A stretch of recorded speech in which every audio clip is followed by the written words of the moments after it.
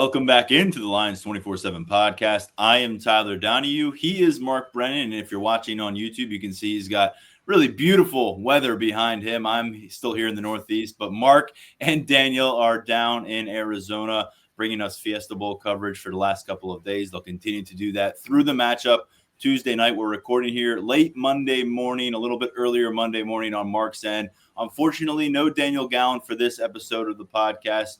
He's dealing with a little bit of an illness right now. We're trying to get him back up to 100% for New Year's Eve, and he's got a game to cover. And we hope to get him back on for the post-game podcast, breaking down Penn State, Boise State. But Mark, we're happy to get you here, and you've had a chance to soak in some sights and sounds since getting down there to Arizona. You've heard from Coach Franklin multiple times, a bunch of different players, and we're going to get into some of that, ultimately our predictions and players to watch. But first things first, we've warmed up a little bit up here. I think we're into the 50s here on Monday after a very cold spell. How are things for you weather-wise? You know, weather-wise, it gets into like the 70s here during the day, but it drops down to like the 40s, and it's hilarious because you know me, I'm always wearing shorts, and people are looking at me walking around in my shorts at night like, what are you, insane? I mean, I guess that's like below zero, you know, to the folks here. But we're at the JW Marriott Scottsdale Camelback, and media people don't belong here. I mean, this is like for like rich people. We stick out like a sore thumb, and but it's a great property. The Fiesta Bowl does an absolutely just fantastic job, and you know, it's great to be here, and the weather is just, you know, terrific, obviously, and it's just been a fun time so far. Not your typical bowl situation. This isn't my typical situation either, as you see my father-in-law popping into the show in the background. Tell him I complimented him on the wonderful room there. It looks like a ski lodge. It's the Jackalope. It's terrific. Bob Flounders was wearing a Jackalope T-shirt down here. So you know what? Nice seeing you. Nice seeing you. I'll bring it to Miami. There you go. With Tyler. Thank you. We've already got Orange Bowl on the brain. So anyway, and if they do get there, by the way, it's a great atmosphere. Great. Myself, Mark, and Daniel will all be down in the Orange Bowl. Don't get too far ahead of ourselves. Mark, thanks for painting the picture there. Thanks for dealing with my father-in-law. I am in his office right now, so I guess I have to account for him popping in if he needs something. Absolutely, Mark, there's no problem with that. It's a family affair. It's a family affair. You've got your daughter down in Arizona. She's across the way working on photos. So I'm sorry, Tyler. We're cutting each other off, but that's what we do best. That's right. And so let's focus on what you've discovered maybe down there a little bit. You're out of a press conference that featured James Franklin. We heard from him yesterday as well. Sunday was the media day down there in Arizona. So thus far, what have been your biggest takeaways for things that the average fan maybe hasn't picked up on from Penn State's trip to Arizona? Yeah, I mean, without a doubt, the thing that's sticking out to me is how loose this team is, and not like in a bad way, but you know, they're at a very critical juncture, and you're not sensing any pressure, any tension, anything like that. I mean, at media day yesterday, the players were having a good time. I mean, for a regular game week, yesterday would have been a Thursday. My days are all messed up, but it would have been 2 days before the game, which isn't a heavy day for them. So I think it worked out well. But they were loose. The assistant coaches were loose. And then I told a story in the notes that Daniel posted. We go to practice, and it's Thursday is like no pads for Penn State. And again, I hope I'm explaining it the right way. When they're in game week, the game day is Saturday. So they work backward when they're in these bowl games and in these playoff games. So 2 days before the game, they typically don't do a whole heck of a lot. So we go to practice, and it's walkthrough. It's D squad, developmental squad. You know, there's really nothing going on. I felt terrible for the people who don't get access all the time. I mean, we're at every availability. So the folks out here who don't necessarily cover the team, or the folks from Boise, they go out to practice, and the key guys aren't doing anything. But that's typical of what Penn State does on a Thursday. It's kind of like an off day. It's the way they keep people fresh. But on the way out, Franklin says, "Hey, Brennan, now we could start doing the important crap." And I just thought it was funny because how many times have we been at practice? So we're around James like all the time. And when we're at summer camps, like covering recruiting, he comes over and BS's with us and is joking. And, he has got a great sense of humor. We rarely see that during the season, right? It's like usually when he's at practice, he's like, doesn't even know. The only thing that he'll know is if somebody from the media like goes in the wrong area and then he yells at Greg Kincaid, like, get them out of here.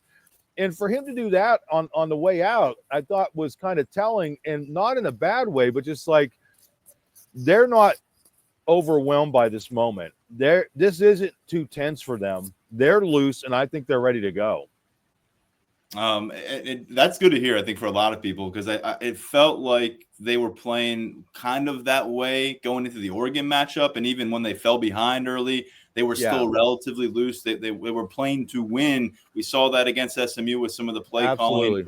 Do you get a sense? I mean, we've been with this team, it feels like, on essentially a daily basis since that first couple days of August. So this is a long sample size. We're feeling pretty embedded in the situation, about 5 months now.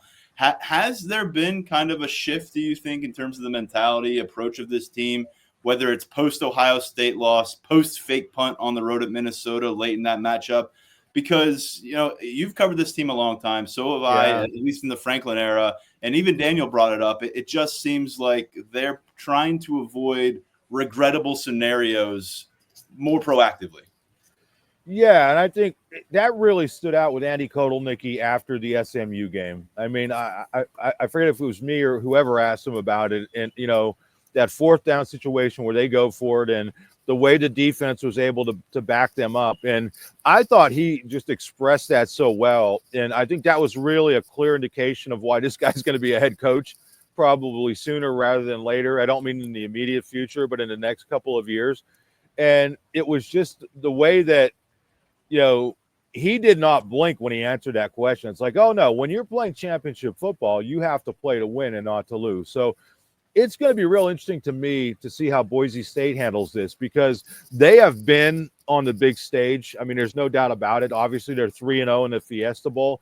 But this is a whole different thing. This is getting you to within a step of playing for a national championship. And I think it bodes really well for Penn State that they're playing the way that they're playing. And, we've seen how many of those games against Ohio State have we seen over the years where it looked like they were playing not to lose and they ended up losing. And I think there's a different mindset. This year's Ohio State game, obviously, the one regrettable thing that they have is that they didn't get Tyler Warren involved down at the goal line, when the game was absolutely on the line. But other than that, I thought it was a really well-coached game. So, yeah, I mean, I think their heads are sort of in the right spot here. We'll see. I mean, you say that now, and listen, everybody's head probably seems to be in the right spot when you're at media day and whatnot, but it's a little different dynamic. It's not like your normal bowl. Everything's crammed into a couple days. And I've talked about this a lot, Tyler, and you remember when I was talking about the USC game, and I said the one thing that I think could be an issue for Penn State is James Franklin hates to be taken out of his he's a creature of habit. And I mean that not in a bad way, but they have the same schedule. They play the same music every Wednesday at practice, right? Like we hear the same stuff every Wednesday. And we've seen in the past when they get taken out of their kind of rhythm, whether it was COVID year or whatever, sometimes it didn't work out. And I think they've kind of gotten past that. And I think that's a good thing for this year and for the situation that they're in now, because you have to. I mean, you see what it's like. I mean, for us, it's nuts for us as reporters trying to figure out what we're going to do next. You know what I mean? And I can only imagine what it's like for the coaching staff. And that's why I keep going back to this. I expected them to be a little bit more tense. I really did. And I'm not sensing it whatsoever. And Drew Aller at the podium on Sunday down in Arizona said that's why we come to Penn State, to play in games like this. Now, this has been a long-awaited opportunity to get into a playoff opportunity for Penn State. But now that they're there with Drew Aller at quarterback, he's saying the right things. He said, we are not backing down from the challenge. We are not afraid of the challenge. We embrace it. This is what we signed up for coming to Penn State. And the way he's carried himself has certainly evolved over the course of the year. Going to be a big matchup for him last Saturday, Mark, against SMU. was in the 20s. It was really windy down there on the field. They leaned on the ground game. They leaned on the defense. Drew Aller, season low in passing yards, under 130 passing yards, only 22 attempts, I think it was, on the day. What do you make of the moment for him? Because now we're in a climate-controlled environment. You're going up against a Boise State squad that has won 11 games in a row, and you're 1 win away from a national semifinal game.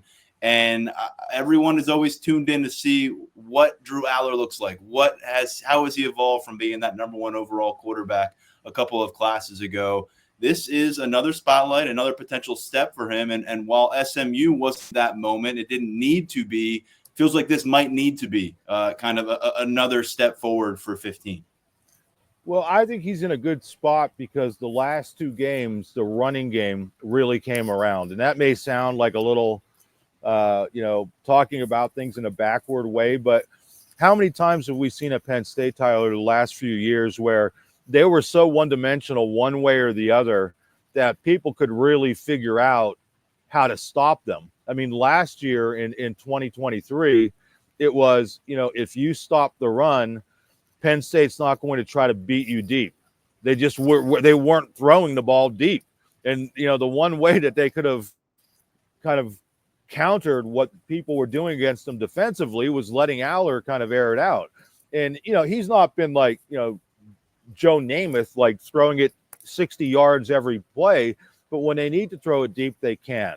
So they didn't do it last week because the weather was so bad, and I honestly didn't understand how bad the weather was until I went down there after the game, and we're shooting Brennan Cam, and everybody's Fiesta Bowl hats were blowing off. It's like, wow, this is why they weren't throwing it that much. But I think you're in a position now where your ground game has been so effective against Oregon and SMU that now you're in a position where Boise State really has to think about that. And I think you're hitting on a good point. This is an opportunity for Drew Aller to really step up because you're not going to be able to say, you're not going to be able to blame the weather. You maybe could blame the receivers a little bit because they haven't been who you thought they would be. But we've also talked that you have Tyler Warren, you've had Nick Singleton, who stepped up as a pass catcher and just done a great job. So overall, they have enough receiving weapons. And this could be an instance where I could see Boise State kind of selling out to stop the run, and you might see Drew Aller having a big game. Now, Boise State second nationally in sacks per game, 3.8 sacks per contest through 13 matchups. Now, let's face it, the Mountain West Conference looks a little bit different than the Big Ten Conference schedule, but this is also a situation where they'll stack up that line of scrimmage and they'll invest some numbers into creating that pressure. And so, my mind's eye, it's about Drew Aller having those quick decision-making moments and then getting the ball out in a hurry, short, intermediate, in space to kind of keep Boise State honest, to end up maybe having less numbers invested and to creating a clean pocket for him. And ultimately, from what we've heard from Andy Kotelnicki, from what we've heard from teammates and Drew himself, week to week, it's been a pretty seamless process. And you get into the playoffs, all of a sudden you're thrown this whole game plan for a team that you weren't preparing for the entire year to this stage. And they say because of QB1's presence and because of the fact that he shows up every day at 6 a.m. and goes right to the film room, there has been a really seamless process to this postseason. And as you mentioned it, they're running the football a lot better. And I think that's where the conversation really lands for the offense, at least going into this matchup. There's going to be so much focus on the running back across the field, Ashton Jeanty, number 2 in the Heisman Trophy race. We'll talk about this defense's task against him in a moment. But, Mark, if you can get duplicate production, duplicate efficiency out of Nick Singleton and Katron Allen compared to what you've gotten from them in 2 postseason matchups when they both go 100-plus against Oregon, they both reach the end zone against SMU. They're both over 6 yards per carry against SMU in that playoff opener. If that sustains into yet another postseason matchup, Andy Kotelnicki feels they're peaking at the right time. He says that those running backs are playing their best ball. A lot of love for how the offensive line has performed, even after losing Anthony Donko. They're facing a front here that commands a lot of respect, especially at the defensive end position. But it feels like Penn State dictate terms on the ground in a way that they weren't able to do for much of this autumn. And if that can sustain through this Fiesta Bowl, it's going to put them in a great spot to get this win won. And it's going to make them a very dangerous out when we get to the Final Four of this tournament.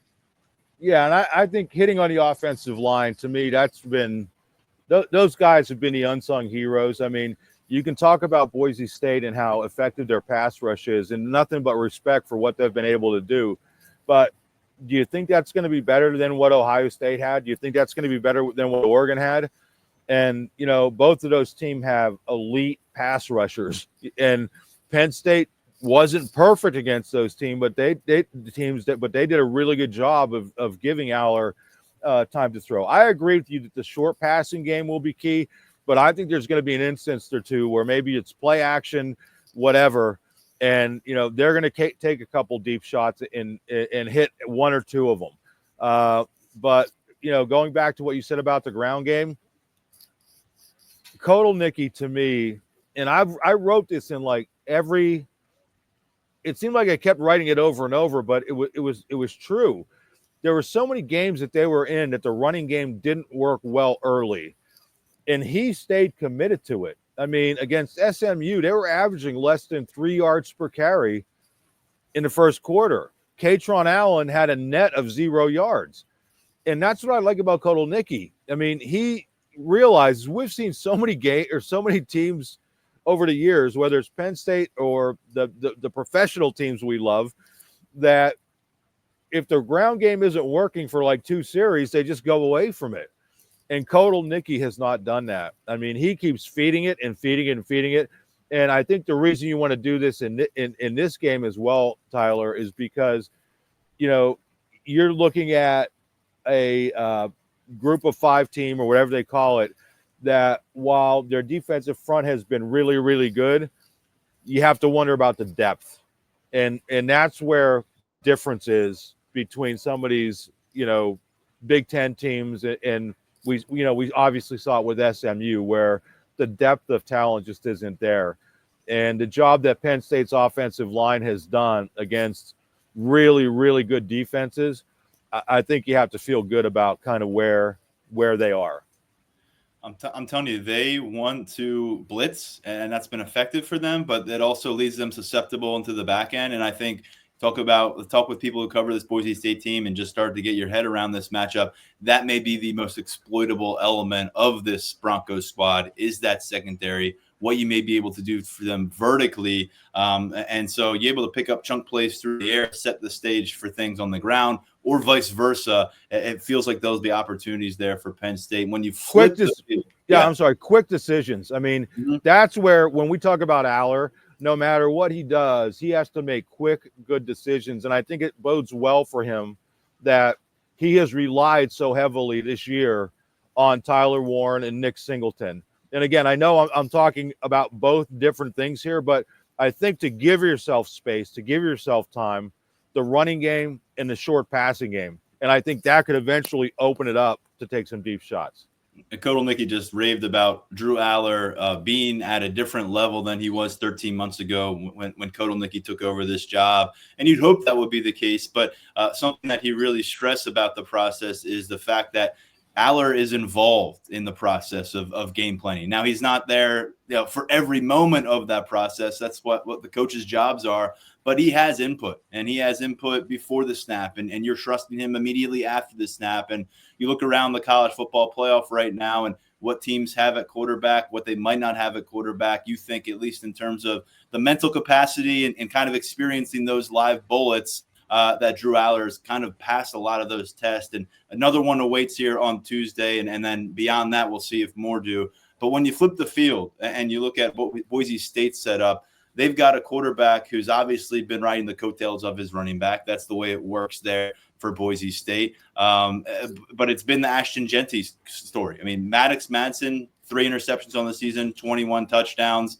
I think it's 5 of the last 6 games. He's been under 200 passing yards because Jeanty is trying to rewrite the history books here. He's 131 yards shy of Barry Sanders' single-season rushing record, which was set in the late 80s with the Oklahoma State program. And now you've got Jeanty, who's over 2,400 yards on the season, 2,497 yards, 29 touchdown runs, 6.3 yard average per carry. Penn State, number 7 in the nation in terms of rushing yards allowed per game, 3rd in the country in rushing touchdowns allowed on the 2024 season. So strength for strength here. And when you look at Jeanty and his historic campaign, he's been the buzziest thing about Boise State by far. Sometimes we get in these matchups and you're learning about new teams, and there's maybe 3, 4, 5 different storylines that you get acclimated with. It is the Ashton Jeanty show for the Broncos, and there's just no doubt about that. Yeah, and for Penn State, I mean, the fact that their linebackers played their best game of the year last year or last week or whatever the last game was, I'm sorry, last week. I'm saying last year. It seems like last year. I think that's a positive, but they have to bring it again because that has not been a consistent group. I think Kobe King has been very consistent, but beyond that, this is a game to me, and I'm kind of foreshadowing my bold prediction here, but Penn State's safeties have been really good in run support, like really good. But I don't think you want your safeties being like your leading tacklers in this game because that's going to mean that he's getting to the second and third level. So to me, you need solid defensive line play, nothing spectacular, and you need your linebackers to step up. The guy's going to get 100 yards. I mean, he's just that good. And I know the Penn State defense is really, really good. But it's cliche, but I think this is one of those instances where you have an elite talent here and you really have to contain him. I mean, it's not a matter of shutting him down. I think if you keep him within reason, not going off, that you're going to be okay. Yeah, 3/4 of his yards on the season have come after contact. That's something that James Franklin emphasized early in game prep. 1,800 plus yards after contact for Jeanty. We've heard from defensive players, from Tom Allen, the importance of gang tackling, of wrapping up, bringing the ball carrier down. He'll run through arm tackles. He'll run through a lot of solo stops. And so it is going to be a group effort. And what do you make of Penn State's kind of decision here, at least early in the game? Stacking the box versus, kind of playing your brand of football and seeing if Boise State can take it to you, because the defensive front here, I know Boise State has played Oregon early on in the season, but this is a huge, huge challenge from the Broncos end going up against this Nittany Lions defensive front. You've talked about the linebacker play. Tony Rojas seems to be a guy that you could really spotlight and say, can he continue to maintain this pace? Can he maintain this production? Does he have his awareness around him? Because that was an angle that maybe wasn't there with him or apparent for much of this season as a first-year starter. But ultimately, what do you think about Penn State's decision here in trying to force Maddox Madsen, Boise State's quarterback, and let's face it, maybe he's a potential weak link to this whole thing, versus telling Boise State, "Hey, we're going to stack the box. You can run Jeanty at us. We're not going to allow it, but that's going to create some opportunities for Madsen maybe down the field early." Well, yeah, I mean, as I noted, I mean, they're going to give Jeanty the ball enough that he's just that good that he's going to do some things, but when I look at this Penn State defense, they have enough confidence in their corners and in their safeties that if they're going to gamble, and gamble may be too much of a, too heavy of a word there, but if you're going to lean one way, you're going to try to make Madsen beat your secondary. And again, when you start looking at these matchups, Jeanty is an unbelievable player. He's going to be the best running back that Penn State's faced. But beyond that, they have some really good, skill players, but not at the level that you saw from Oregon, for instance. So, yeah, if you're going to take your chances, and I think that's what they will do, is they're going to put their cornerbacks and their safeties on an island and say, you're going to have to beat, Zeki Wheatley. You're going to have to beat A.J. Harris. You're going to have to beat these guys, and we'll see if they're able to stand up and get the job done. They have for the vast majority of the season, and so I think that's like a no-brainer. That's the way that you approach that, because everybody knows what Jeanty's capable of. The one thing I would say, Tyler, about the Penn State defense, we've seen times this year where they have not been real crisp in their tackling. It's kind of reared its head every game, kind of here and there. Overall, there's probably some percentages or numbers that say they're a great tackling team, but the eye test, when you watch them, there are times it's like, what is this team doing? They're not tackling well. And if they don't come and tackle extremely well, that could be a problem for them. And there's been that issue of slow starts, and it's really been just the start. We've seen teams, generate drives. SMU was knocking on the door early last week in that season, in that playoff opener, before Penn State really just took over control against SMU's offense. And so in this case, you got a Boise State team that wore shirts showing that they feel like they're being overlooked by the country right now. When they got to Arizona, they have had a couple weeks here to kind of sit and stew in those feelings and wait to finally get their shot to prove themselves. And I just wonder what that psyche might be, because if they're coming out a little too charged up, and you're able to kind of quell that early, will they have a second win to bring up? Because just sometimes that wait for a game and this feeling of we're the underdog, we got to show everyone we're the underdog, that can work against you a little bit, especially when you have this time to wait for that matchup. And I know you haven't been around Boise State nearly as much as you have Penn State down there in Arizona, but what do you make of the psyche, the mentality of the opponent here? Because SMU was a squad that people viewed as kind of a streaky and ascending program, despite that loss to Clemson, and that didn't really come to fruition in Beaver Stadium. And clearly 11 straight wins. People are high on Boise State for what they've accomplished, but low on them in this matchup. You look at Las Vegas and the betting lines, it's an 11-point favorite for Penn State, despite being the lower seed. Yeah, if you're looking for motivational stuff about being an underdog, I think that's not ideal. You know what I mean? It's like, come out and play the game. Somebody mentioned it on our board, and I'm forgetting who it was, and I apologize for whoever mentioned this, but the last time a team showed up to face Penn State in the Fiesta Bowl in matching outfits, it didn't end very well for Miami. It's like, what are you doing? Just come and play the game. Do you really need to be motivated by the fact that you're an 11-point underdog? Go out and show it. We don't need to hear it. I mean, I just don't. I don't buy that whatsoever. Do I think Boise State's an 11-point underdog? No, I don't. I mean, and again, I'm foreshadowing my pick a little bit. But if you need to tap into that for motivation, and that's where I'll go back to what I was saying earlier when we started about how loose this Penn State team feels. It's like, I mean, they're not like, oh my God, nobody thought we were going to make the playoff, or nobody thought this, or we finally made it. None of that crap is out there. And I just think if you're leaning on that stuff at this point of the season, I don't want to say that you've lost the battle, but I don't think I don't see where that's really helping you at this point. I think just play the game and, have fun, go out there. And if you're worried about the world thinking you're an underdog, don't say it, prove it. Just go do it. And then after the game, if you want to yap, go ahead and do it.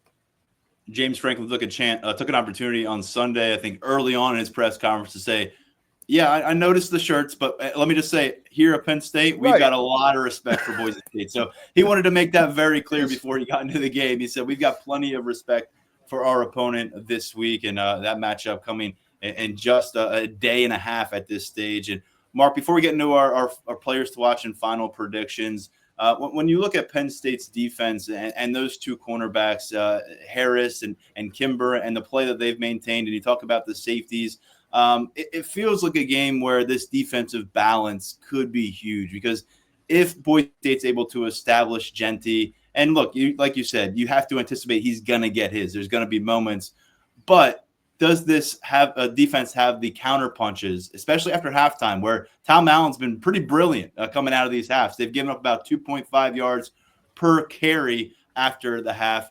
Do you feel like this defense, even if Genty can get rolling, can maybe pivot and force Boise State to counteract? Or are you a little bit worried that if Genty gets loose early on, it could spell to be a long evening for the defense? I think what happened against Oregon, again, bodes well for Penn State. I mean, they showed that they can get into a hole and still bounce back. And I thought that game overall, I thought was very poorly coached defensively. But the way that they kind of rebounded in the second half, Oregon I'm talking about, I thought, that's what you expect from a guy like Tom Allen. Like, steady, isn't going to panic. It looked like they were going to get housed in that game, and they came back and they actually played really well in the second half. And then we talked about it I was gonna say earlier in the week, whenever the hell the last podcast we did, my days are so messed up. Are you like that? I know it's the holidays. It's like I'm completely out of whack. We're getting ready for a Tuesday night kickoff. It's obviously we're all off. Yeah. But yeah, I mean, I mentioned on the last podcast, and for people who didn't listen to it or see it, that the first defensive series for Penn State against SMU, that looked like a clown show. I mean, they were not getting guys in the field. They couldn't adjust to tempo. Assistant coaches were arguing with players. Franklin was yelling at Dion Barnes. Players were yelling at assistant coaches. This is all like the first, series, like the first 6 or 7 plays. It looked like the first half of the Oregon matchup, frankly. Right, and I'm like, oh my God. More of the concerning red flags were being raised. But that's where that's the value of Tom Allen, is that he's up in the press box, or whatever that thing used to be called that they're tearing down now. He's up in the box, and they didn't panic. When, you're on the national stage, everybody's watching that game. You just laid an egg against Oregon, and now you look like you don't know what the hell you're doing against SMU on the first drive, and then they come back and they dominate the whole rest of the game. And I just thought, I was very critical of the coaching staff and the defensive coaching staff after the Oregon game, but I thought that was like an A+ effort, because it's not necessarily that you have to play from the kickoff to the end of the game great. It's when adversity hits, and it hit early in that game, that they didn't panic. They reverted back to who they've been all year. Illinois goes down, scores on the first drive. That's it. They don't do anything the rest of the game. They just played really well defensively for 90% of the season. And for them to turn it up the way they did and not panic on that national stage against an SMU team who, apparently had Lamar Jackson as the quarterback. I think that might have been a little bit of an overstatement, but they had some good skill players. And for Penn State to do what it did and just impose its will was a good sign. So when we go back to your original question 15 minutes ago, when you asked me about it, I do think this team is equipped that if Genty breaks a 90-yard touchdown, I mean, USC had the 75-yard touchdown run or whatever, this team's not going to panic. They're just not going to. And that won't be why they lose the game. I mean, they'll lose the game, in my view, and I'm probably getting ahead of myself, if they turn the ball over, penalties, special teams mistakes. If they don't do those things, they should be fine, because I just think overall, talent-wise, they're better. That's no disrespect to Genty. He's an elite talent. He deserved to finish where he did in the Heisman race. I worry about him a little bit at the next level, just because he has so much tread off the tires. People say tread on the tires, but I think the tread's coming off when you carry it 300 times in a season. But yeah, I don't see this group panicking. I know I went on for a long time there, but I think they'll be okay, even if they get in a little bit of a hole early. Yeah, well, it's one of the all-time threats on the ground that football has seen this year with Genty, so it's worth diving into. And if Boise State's in a situation where they cannot get it rolling on the ground, which has been extremely rare for them this year, you look across their answers, their quarterback, Maddox Madsen, under 200 yards passing in more than half of their games to this point. Only one time this season have they featured a 100-yard receiver. That's Cam Camper. He's their leading receiver with about 800 yards through the air. We saw him for a few seasons in the Big Ten prior with the Indiana Hoosiers. He was a nice player. He was an okay player at the Big Ten level. He's been their top target for Boise State in the passing game. But if you can find a way to slow down Genty, and very few have this year, major questions and concerns for the Broncos and their ability to respond and come up and generate explosive plays through their offense without him being the focal point. Mark, let's real quick. One thing, Tyler, the SMU quarterback, who I already forgot his name, Kevin Jennings. Jennings. James Franklin compared him to Lamar Jackson, and he compared Madsen to Green from West Virginia. Yeah. You know what I mean? So it's like And I don't think that was meant in a disrespectful way, but because that Green is a pretty good player, but it's like, I mean, that's what you're kind of looking at, quarterback to quarterback. Jennings was the second coming of Lamar Jackson, and this guy is that 5'11" Green from West Virginia. Yeah, of course, back in August, leading up to that matchup, people were trying to convince us that Garrett Green was Johnny Manziel for West Virginia's offense. But yeah, that day, 5 rushing yards and just barely over 50% pass completion against Penn State in the season opener. Nice tone setter for this team. And so, Mark, as we get into our players to watch and predictions, we'll start with players to watch. We'll pass along one from Daniel to get it going, and it ties into that stop Ashton Jeanty narrative, I think. And he says Zane Durant is his player to watch. We know he has been the central force for them as an interior presence on the defensive line. And I'll note, we'll see if it changes in any way this week, but Penn State has really been relegated largely to a 3-man approach at defensive tackle versus a 5-man approach, which they had for much of the season. It's been Devontae Thomas getting more snaps than he had for much of the year as the second starter. And then also Keziah Izzard getting a big workload lately as the number 3 defensive tackle. So he goes with Zane Durant. That's from Daniel. What do you have for us? Yeah, I'm going to go with Trey Wallace. Boise State's had a lot of time. I think they probably figured out who was going to win the Penn State SMU game. Like they won't admit it, but I'm sure who they were game planning for. And if you're game planning for Penn State, who are you game planning for, right? You're game planning for Tyler Warren, and you're game planning for the running back. So I know that we've gone to this well over and over again, thinking there's going to be a game where a wide receiver after the West Virginia game breaks out. But I think this could be a game indoors, fast track, good quarterback. I think Trey Wallace is going to have a big game. Trey Wallace, last 9 games he's played. Of course, he missed the regular season finale against Maryland, but the last 9 games, at least 45 yards receiving. That doesn't scream number 1 pass target in the game. On this team. We know that's how, but it screams consistency. It screams trust, which we have seen Drew Aller show. And I'll just toss in, certainly seems like a moment for Omari Evans to remind people of his speed, his vertical threat. He was kind of a non-factor offensively in the first playoff game. Different weather circumstances versus what they'll experience down in Arizona. I'm being attacked by a bee. Hold on. Okay, we're good. This is a beautiful of a live on location podcasting. Some kind of desert bee. I'm gonna be struck dead by a desert bee doing the podcast with Tyler. It's not the way I wanted to go, Tyler. Oh, I'm sorry. I thought it would be. I will also go to a defensive player and noting that the last time we saw this defense out on the field against the guy that got compared to Lamar Jackson, against Brashard Smith, who is a very, very productive running back for SMU on the season, the Mustangs generated 58 rushing yards. That was the 3rd lowest total surrendered by the Nittany Lions in a postseason game.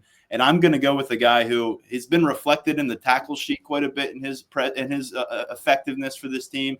But I think now more than ever, as the Mike linebacker, as the team captain who's standing for this defense, Kobe King, such an integral part of what Penn State is looking to accomplish. There is such a sense of trust and almost an extension of the coaching staff when it comes to Kobe King. And you consider what's happened around him at the linebacker spot, where depth has been hit by a dismissal, by injuries. You've got a first-year starter in Tony Rojas, where it's kind of been an odyssey for him at times.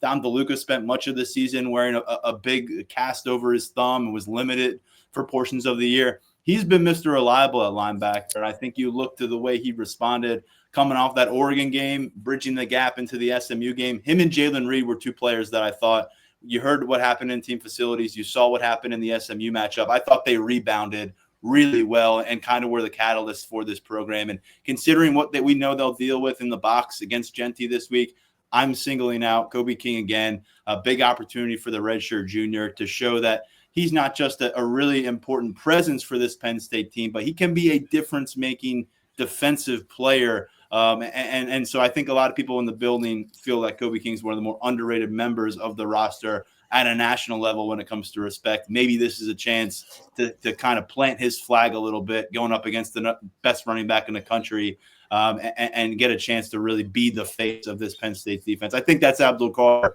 but in a lot of really important ways, he has kind of been the spearhead for this defense over the course of the year.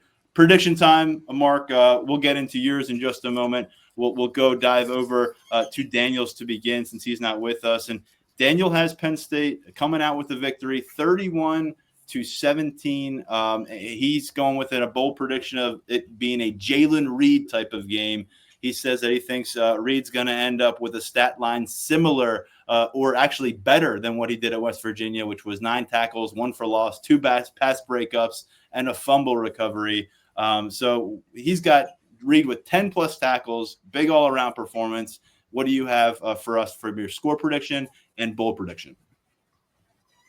Yeah, I think it's going to be one of those games where Penn State kind of controls the tempo and the pace for most of the game. Boise State's going to do some good things, but ultimately Penn State prevails 31-21.